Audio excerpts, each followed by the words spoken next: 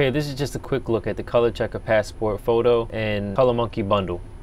I've been debating on getting this color checker and screen calibrated for quite some time now. Not really sure if I needed it or not. I do use multiple displays, but the place where I get my prints printed, I never had a problem with what I look at on the screen versus what I get back in print. As far as color rendition goes and brightness and contrast, it all looks pretty accurate from the way I'm looking at my monitors. And what you do need to do sometimes is adjust the way that you preview your monitors in general. So a lot of times, especially Apple displays, they're very bright naturally. So you have to compensate for that and understand that it's artificially being brightened and the image itself is not bright. So let me just open this package up for you. Now I will say this, the calibration itself wasn't hard. This actual device here, I looked at the Spider checker at first because their checker version of the checker passport was a little more robust. It has an actual 1/4-20 mount on the bottom that you can actually mount it if you needed to. And it just looked a little easier to hold versus this. I wish they would have had a little extra tabs on the side so when you do hold it, you're not actually touching the color swatches or the white balance part if you let somebody hold it. But the build quality in general is decent.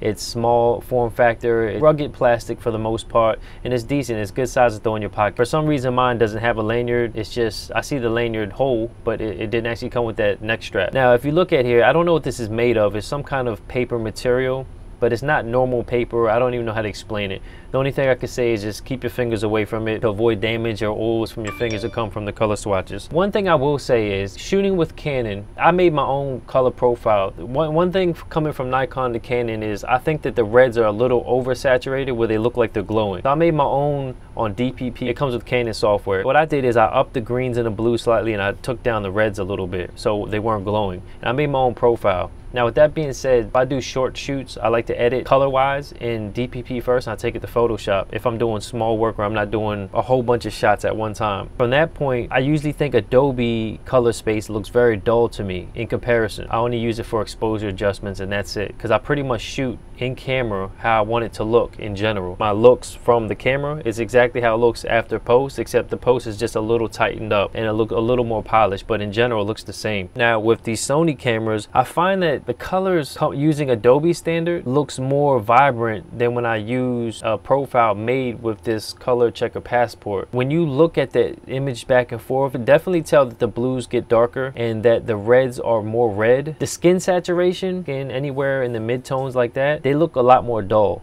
And it almost looks like the exposure drops a good like 1/3 to 2/3 stops in difference. It is not from brightness and contrast, and it's not from raising the exposure. It's actually the values of color are dull, they're low. So with that being said, let me get back to the actual thing because it sounds like I'm down talking it, but this actual thing right here, that's a counterweight that you just pretty much lay over the screen. And this actual device, when I first opened this, I really didn't know how to use it. I didn't read the manual. I just pretty much opened it out the box and just wanted to look at it. It has a tripod mount on the bottom. Not really sure if you would ever need that, or I know I don't.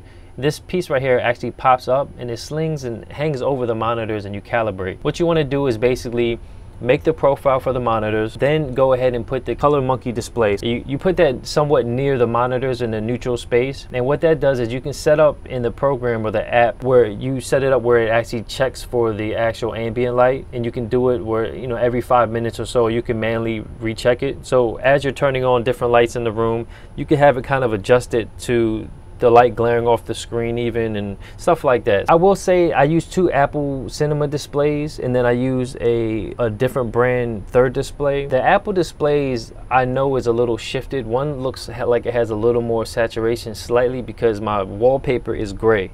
It's like a neutral gray, and I can see a slight reddish tint on my left monitor, and even after I did this calibration I still noticed the same thing. So I'm not really sure how much this helped or didn't help. It does show before and after when you're doing it. I only did this because part of the reason I use Blackmagic cameras, and with Davinci they allow something where you can kind of use the color swatch palette from this device to kind of correct colors, and you can also make profiles with LightRoom for photography or Adobe Camera Raw. So in here you can actually just see that this is how it looks as you're setting it up and how you actually lay it on your screen. It does take approximately 5 to even maybe 7 minutes, and this is with the fast or automated, and that was per monitor.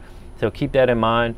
I don't do it every time. It does have some kind of reminder that you can set for yourself. I have mine set up for every 4 weeks to recalibrate it. Why you have to do that, I'm not exactly sure. Do I recommend this? I think it is a good investment, but I think you just need to understand and ask yourself if you need it. And then one side of the actual target is a white balance target. And what that's for, as far as I'm concerned, or as far as I'm aware, is that before you actually do your shoot for video or photography, go ahead and set the white balance just so it's somewhat in the right ballpark. And then you still go ahead and use the actual palette. And there's a neutral, and then if you look at there's a top row and a bottom row for landscape and for portrait. There's a neutral portion, but there's also a slightly shifted part where you can shift the white balance to a little warmer space or cooler space depending on the look you're going for landscape or portrait work. Me personally, I like to have it slightly warm. Between this and the spider checker, the only thing I heard that kind of drew me away from the spider checker was there's a lot of reviews that are pretty consistent that say that their actual overall color palette is a little too vibrant in the reds. The vibrance in the reds is actually something I was trying to stay away from. If this was helpful at all, please hit like and subscribe.